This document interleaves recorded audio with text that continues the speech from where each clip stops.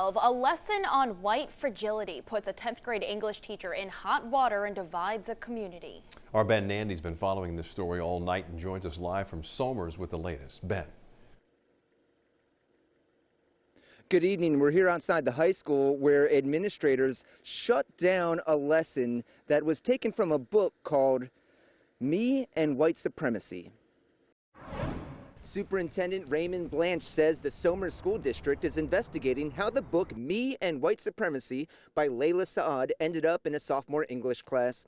The book encourages people with white privilege to journal about racism. Saad calls it an anti-racism tool. Who benefits from this type of lesson? Parent Sarah Caloris and other parents complained to administrators after a student sent photos of the lesson and these questions to her parents. The superintendent stopped the lesson in the middle of the class. He says it's not in line with instructional policies. Caloris says it's too much. They were troubled by it.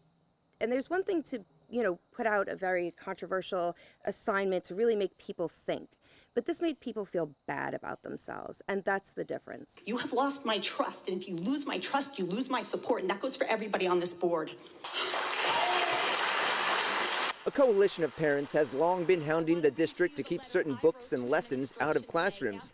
The group has opponents. They should be taught everything. Rajiv Aneja says it's important to challenge young people on race to make them feel uncomfortable and to give them deeper understandings of race and racism. I don't feel any uncomfortable. What is uncomfortable? Well, some people do. I mean, like... Because they are ignorant. Ignorance makes them, feel like that. A spokesperson tells me administrators are reassessing the teacher involved. They couldn't tell me much more because it is a personnel matter and they like to keep those private.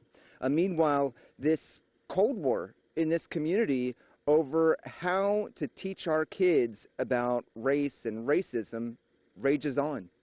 Ben Nandy, News 12.